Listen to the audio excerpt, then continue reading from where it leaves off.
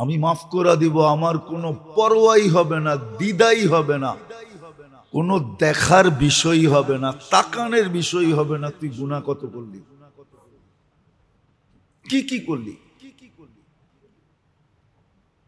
বলেন, আমার বিরুদ্ধে যদি এই যুক্তি আল্লাহ দাঁড় করায়, কোথায় যাবেন? আল্লাহর তো হুকুম ছিল, এই পর্যন্ত তো বলছে যে ডেলি একটা বলে না, তুই ড্রামার কত করবি, ঠিক না? বাংলা একটা কথা আছে না, বুঝেন? ড্রামা মানি তুই নাটক আর কত করবি, ঠিক না? সাহাবা তো এটাও জিজ্ঞেস করে রাখছে, ইয়া রাসূলুল্লাহ, ডেলি গুনাহ করি, ডেলি তওবা করি, এই নাটক কি চলবে? তো আল্লাহর রাসূল বলছে, ওয়ালাউ ফিল ইয়াউমি ৭০ মাররা, ডেলি যদি ৭০ বার গুনাহ করস আর ৭০ বার ভাঙ্গস, আবার ৭০ বার তওবা করস, তাইলেও চলবে। দুনিয়ালারা যদিও এই নাটক মাইনা নিবে না, কিন্তু আল্লাহ মাইনা নিবে। নাইলে ওনার বন্ধু কেন বলল? আর মুহাম্মদুর রাসূলুল্লাহ তো নিজে বলে না, ওমা ইয়ানতিকু আনিল হাওয়া ইন হুয়া ইল্লা ওয়াহয়ু ইউহা। যে দুনিয়ার জলবায়ু অনেক পরিবর্তন হয়ে গেছে, জল আর বায়ু দুটোটাই মানুষের বাঁচার সবচেয়ে বড় উপকরণ। পানির নাম জীবন, আর বায়ু তো বায়ুই, এটা না হলে মানুষের জীবন চলে না। এটার নামও জীবনই, কিন্তু দুটোটাই দোষণীয়। দুটোটা নিয়েই দুনিয়া চিৎকার দিতেছে জলবায়ুর পরিবর্তনের কারণে, বিনষ্ট হওয়ার কারণে। আপনারা পাংখা চালাইতেছেন, ঠিক না? অথচ এটা মাঘ মাস, আজকে 16 তারিখ, ঠিক না? ছোটবেলা শুনছিলাম মাঘের শীত নাকি বাঘের গায়ে, বাঘ পর্যন্ত কাবু হয়ে যায়, ঠিক না? অথচ আমরা পাংখা চালায়া কাবু, ঠিক না? অনেকে দেখা যায় এসিও চালায়। আল্লাহর রহমতের ভিতরেই আমরা বেঁচে আছি। রহমত না হলে বাঁচার কোনো সুযোগ ছিল না। কত যুগ থেকে শুনে আসতেছি ঢাকা শহর বসবাসের যোগ্য না, কিন্তু ঢাকার মানুষ কমবে তো দূরের কথা, প্রতিদিন বাড়তেছে, ঠিক না? কি বলেন? দুনিয়ায় এত দেশ আছে ছোটখাটো, এরকম দেশ আছে পরিধির দিক দিয়ে ছোটখাটো না, জনসংখ্যার দিক দিয়ে ছোট। এরকম দেশ আছে পুরা দেশের মানুষ আমাদের ২-৪টা স্টেশনেই ডেলি উঠানামা করে। হ্যাঁ, সদরঘাট, গুলিস্তান, মহাখালী, সাইদাবাদ, গাবতলী, কমলাপুর, এই 6টা মিলাইলেই তো দেখা যাবে এক দেশের চেয়ে বেশি মানুষ ডেলি উঠানামা করে। কিন্তু যুগ ধরে শুনতেছি ঢাকা শহর বসবাসের যোগ্য না, ঠিক না? কিন্তু বসবাস করে যেতেছি কিভাবে? ওই আল্লাহর রহমতের কারণে। আল্লাহর রহমতের কারণে আমরা বেঁচে আছি। একটা তো আল্লাহর ব্যাপক রহমত, সদা সর্বদা আমাদেরকে ঢেকে রাখছেন। বিজ্ঞানের যুক্তি দিয়ে বুঝাইলেও বোঝানো যায়, বিজ্ঞানের যুক্তি দিয়ে যদি বোঝানো হয় তাহলেও বোঝানো যায়। দুনিয়াটা কিন্তু সূর্যের পিছে দৌড়াইতেছে ৬৬,০০০ মাইল পার ঘন্টায় গতিতে। কত? পার ঘন্টায়। বলেন আপনার আমি টিকা আছি কি করে? একটা বাসের ছাদে যদি 200 মাইল গতিতে বাসটা চলে আর ছাদের উপরে কেউ বসা থাকে, ও কি বসা থাকবে না কাগজের মতো উড়া যাবে? আমরা তো উড়া যাই না, 66,000 মাইল গতিতে দৌড়াইতেছে। আপনাদের বিজ্ঞানকে জিজ্ঞেস করেন, 1000 মাইল গতিতে ঘুরতেছে, এটা ঘুরেও দৌড়ায়ও, এটাও আল্লাহর রহমত আমাদেরকে চাপ দিয়ে রেখে দিছে। যদিও বিজ্ঞান বলে যে 266 মন অক্সিজেন আমাদের উপরে চাপ দেওয়া আছে, কিন্তু আপনি কোনোদিন অনুভব হয় যে আপনার উপরে এতগুলা ওজন চাপ দেওয়া আছে?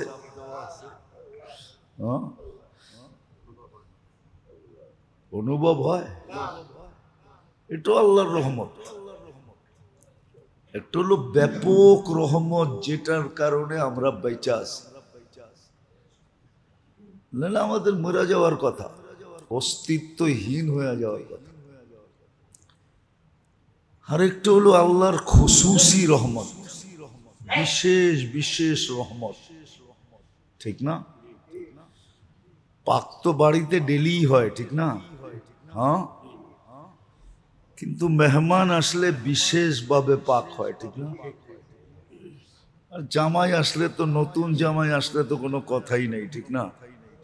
হ্যাঁ,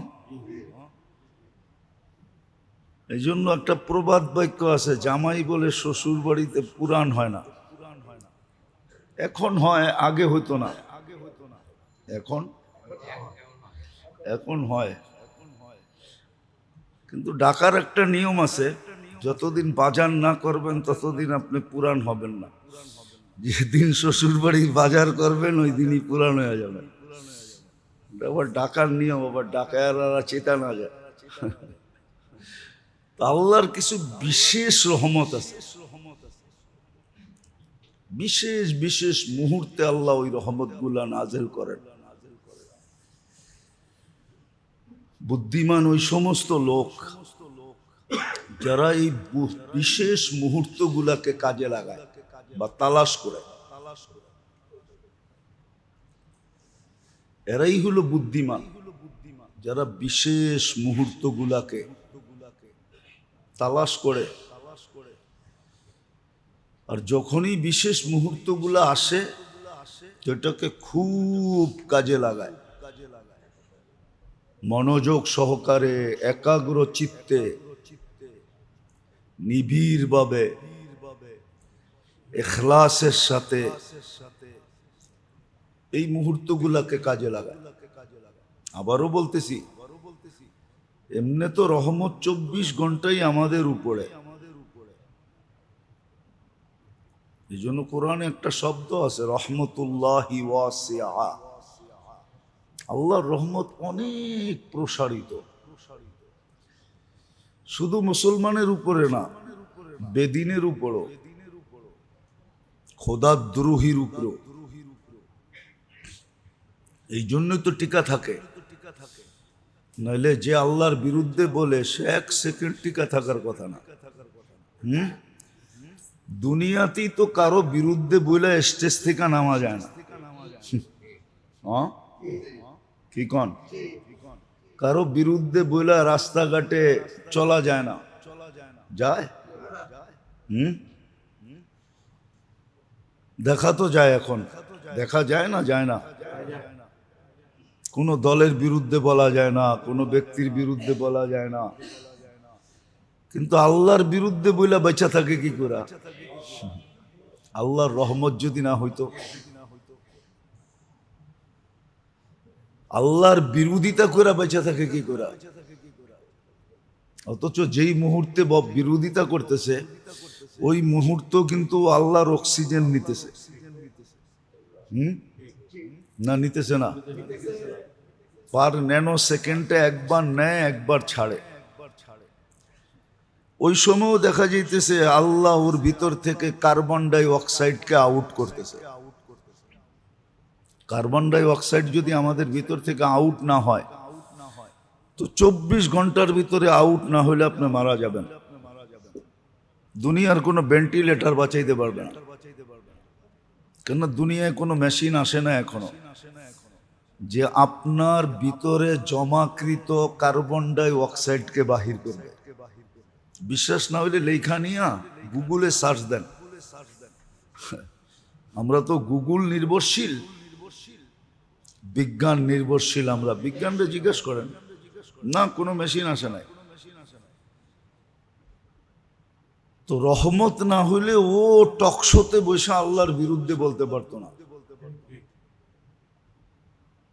সারাদিন আল্লাহটা বক্ষণ করবে, আল্লাহর সেবা নিবে আর আল্লাহর বিরোধিতা করবে, এটা কোনোদিন পসিবল ছিল না।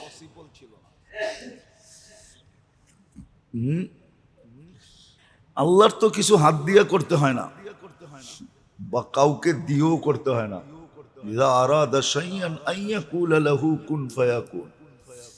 আল্লাহ কুন বললেই হয়, ঠিক না? নাহলে প্রবাদ বাক্য কই থেকে বানাইলেন? রাখে আল্লাহ, মারে কে? মারে আল্লাহ, রাখে কে? আল্লাহ মারলে কেউ রাখতে পারে না, আর রাখলে কেউ মারতে পারে না। এটার প্রমাণ আল্লাহ শতবার দিছে। কি শতবার এই জমিনে প্রমাণ দিছে না? দেয় নাই? দিছে, আল্লাহ প্রমাণ দিছে। নতুন করে প্রমাণ দেওয়ার কোনো প্রয়োজন নাই। তো এমনি তো আমরা 24 ঘন্টা আল্লাহর রহমতের ভিতরে ডুবা আছি। খুব ভালো করে বুঝতে হবে, নাহলে কাজে দিবে না। কিন্তু কিছু কিছু মুহূর্ত আছে আল্লাহ এটা রহমতে খাস বলে, বিশেষ রহমত, বিশেষ রহমতের দৃষ্টি, বিশেষ রহমত নাযিল করেন। এই জন্য কোরআনে ইঙ্গিতও দিছেন আল্লাহ যে এই মুহূর্তগুলাকে তালাশ করো, যখনই মিলে খুব এটাকে কাজে লাগাও। আল্লাহর কোনো লাভ হবে না, এটা সত্য। এই জন্য হাদিসে আছে সমগ্র সৃষ্টিও যদি আল্লাহর বিরোধিতা করে, আন্দোলন করে, কি গণ অভ্যুত্থান করে, আল্লাহ বলে লা ইয়ানকুস মিন ফি মুলকি শাই, আমার রাজত্বে বিন্দু পরিমাণ কমবে না। বরং এইটাও বইলা দিছে, একজন বানায় রেখা দিছি, লাউ আমারতুহু আইয়াকুলাস সামাওয়াতি ওয়া মা ফিল আরদ,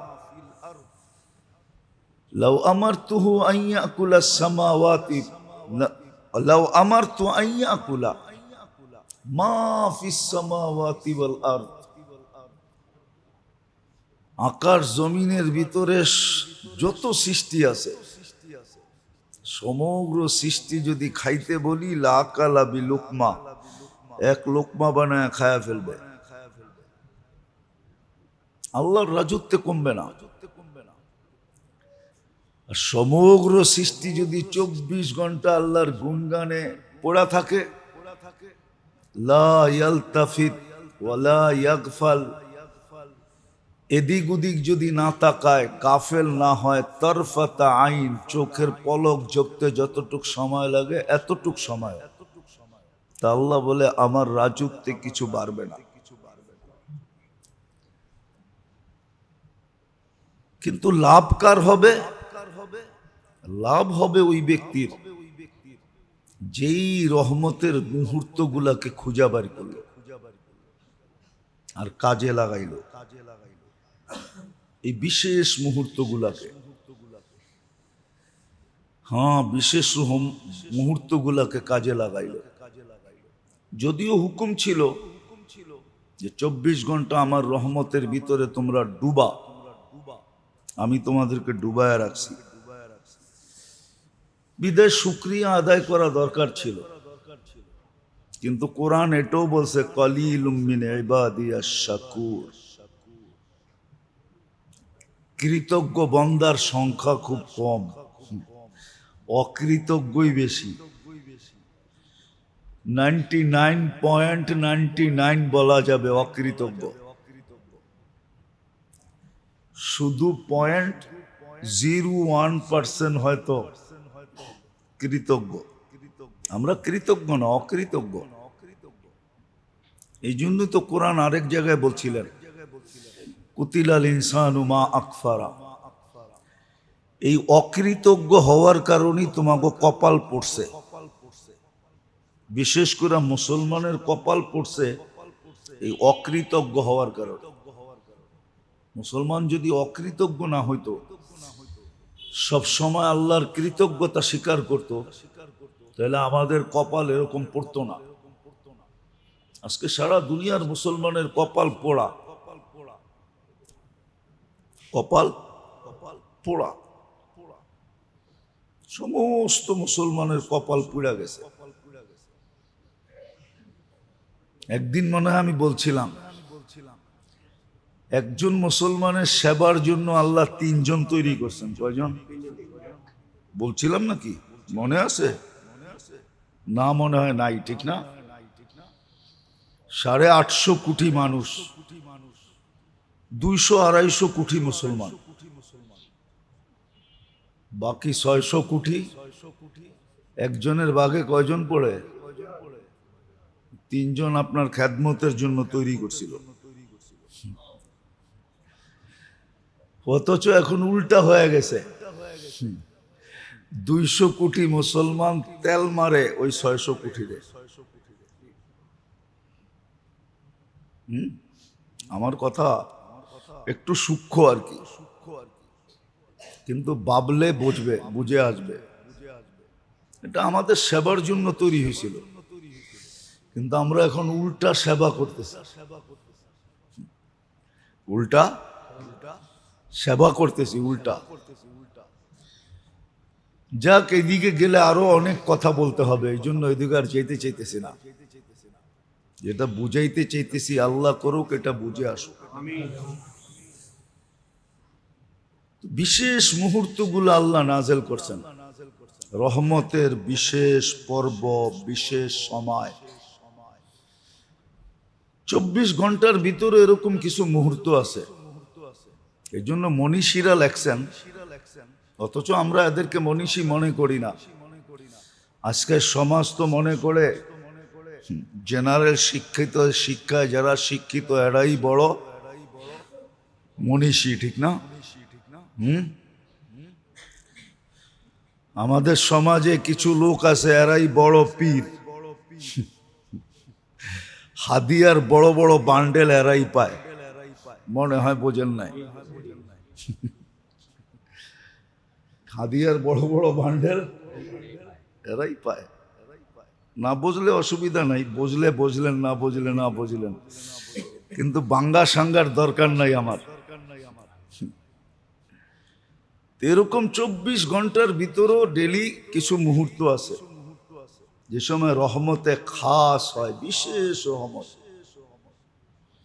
পাওয়া যায়। কিছু লোক এখনো পাওয়া যায় যারা ওই মুহূর্তগুলাতে কাজে লাগায়, ওদেরকে পাওয়া যায়। কোরআন বলছে, ওয়াফিল আসহারি হুম ইয়াস্তাগফিরুন, ওরা সময় মতো উঠা কাঁদতে থাকে, ওই মুহূর্তগুলোকে কাজে লাগাইতে থাকে। আমরা লাগাই আর না লাগাই, কিছু লোক আছে, কিছু নারী আছে, কিছু পুরুষ আছে, আবার পাওয়া যাবে কিছু যুবকও আছে, হয়তো আমরা চিনি না, এরাও শেষ রাত্রে উঠা মুহূর্তগুলোকে কাজে লাগায়। বাকি বেশিরভাগ মানুষই ওই সময় গাফেল থাকে। তো যেটা বুঝাইতেছিলাম যে আমাদের কপাল পড়ছে অকৃতজ্ঞ হওয়ার কারণে, আমরা অকৃতজ্ঞ, এই জন্য আমাদের কপাল পুড়া গেছে। নাহলে কোরআন হাদিস বিশ্লেষণ করলে দেখা যায় এই উম্মত কপাল পোড়া উম্মত না,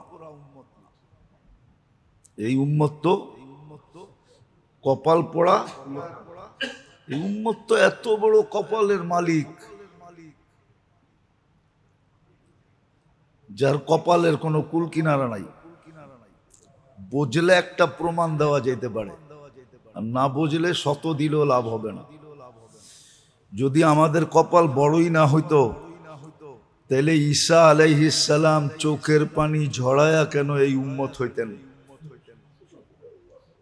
উনি তো 5 জন রসুলের ভিতরে একজন।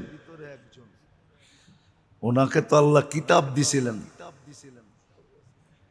5 জন রসুলের ভিতরে উনি একজন। উনার উপাধি হলো রূহুল্লাহ। এত কিছু পাওয়ার পরেও উনি উম্মতে মুহাম্মদী হওয়ার জন্য চোখের পানি কেন জড়াইলেন? আর আল্লাহর কাছে কেন কবুল করাইলেন? বোঝা গেল এই উম্মতের একটা বিশেষত্ব আছে, যেটা কিতাব পাইলো ওই বিশেষত্ব পাওয়া সম্ভব না। আরো 2-4টা দেওয়া যায়, কিন্তু বুঝলে একটা দিয়েই বুঝবে। কিন্তু বললাম না, আমাদের কপাল পোড়া অকৃতজ্ঞতার কারণে। তো যেটা বুঝাইতেছিলাম, এমনি তো 24 ঘন্টা আমরা রহমতে ডুবা, নাইলে আমাদের বাঁচার কথা না, টিকা থাকার কথা না, দুনিয়ার আধিপত্য বিস্তার করার কথা না, রাজত্ব পরিচালনা করার কথা না। মাঝে মাঝে আল্লাহ দেখায়, কিন্তু মাঝে মাঝে আল্লাহ দেখামু প্রমাণ। মাঝে মাঝে দেখেন না, বঙ্গোপসাগরে নিম্নচাপ শুরু হয়। হয় না? আপনাদের ফ্ল্যাগ নাম্বার উঠতে উঠতে কোন জায়গায় ওঠে? 10। ওটার নাম কি দেয়? মহা বিপদ সংকেত, ঠিক না? মহা, খালি মহা বললেই না, একটু টাইনা বলতে হবে, মহা বিপদ সংকেত, ঠিক না? আল্লাহ কয় মাত্র 10 উঠাইলাম, 20 যদি উঠাইয়া দিই। সমুদ্র তো মাত্র 10 উঠাইলো, যদি 20 উঠাইয়া দেয় কি? এটা প্রমাণ দেয় আল্লাহ, আল্লাহ প্রমাণ দেয় তুমি আমার রহমতে টিকা আসো, নাইলে দেখো এ তোমাদেরকে টিকা থাকতে দিতে চায় না। মাত্র 10 উঠাইয়া দিছে। কত? এরকম পায়ের নিচে তাকান, কি আছে পায়ের নিচে? আল্লাহ বলে তোমরা 7.8 দেখছো, যদি 10.8 উঠাইয়া দিই, তো জমিনের দিকে তাকাইলো বোঝা যায় আমাদেরকে টিকা থাকতে দিতে চায় না। আবার মাঝে মাঝে দেখা যায় হঠাৎ ঘূর্ণিঝড় আসে, টর্নেডো বলে যেটাকে। হয় না? আল্লাহ বলে মাঝে মাঝে দেখাই আমি, বাতাস দেখায়, আমার মাথা খারাপ হইলে সাইজ করে দেবেন। কখনো ছোট ছোট একটা এলাকা নিয়ে দেখায়, ঠিক না? হয়েছে বাংলাদেশে এই পর্যন্ত কোন জায়গায় হয়েছে না? হয় নাই? ত্রাণ নিয়ে গেছেন না? যান নাই? মনে আছে না ভুলে গেছেন? একবার হয়েছিল কসবাতে, মনে আছে? ব্রাহ্মণবাড়িয়া, 2-4-10 বছর আগে হবে। দিনের বেলা হঠাৎ হয়েছিল, গ্রামকে গ্রাম উজাড় করে ফেলছে, মাটির নিচে গাড়া কল পর্যন্ত উঠে লয়ে গেছে। তো আল্লাহ মাঝে মাঝে দেখায় বাতাসের মাথা খারাপ হলে কিন্তু সাইজ করে দিবে।